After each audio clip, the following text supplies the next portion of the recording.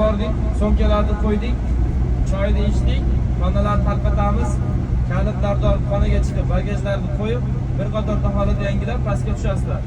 Mehmonxonaning pastiga to'planamizda, avtobusga chiqib, haramga boramiz. Ka'batullohga boramiz. Ka'baga yaqin qolganda aytamiz, oyoq kiyimlarni yechib so'mkalarga so'raydilar. Hamma hoji akalar ham va biz bergan so'mka bor-ku, so'mkalarni avvalinglar tartibga solasizlar. Oyoq kiyimlarni solib olasizlar. Shuncha kattaroq va shu bir chiroyli holatda so'mka berganmizda. Hamma so'mkasiga oyoq kiyimini solib oladi.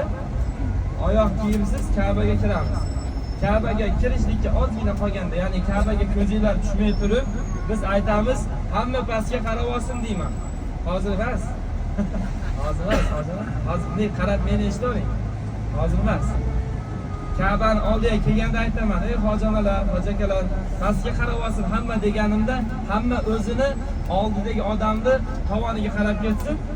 Erkaklar oldida ketsin. Ya'ni begona ayolni tovoniga qarab ketmaydi-da erkaklar, to'g'rimi? O'shuning uchun erkaklarni oldiga o'tkazib qo'yamiz. Ayollar orqada erkaklarni tovoniga qarab, ya'ni oldidagi odam qayoqqa yuryapti, o'ngga ketyaptimi, chapga ketyaptimi, shuni qarab, pastga qarab ketaveramiz.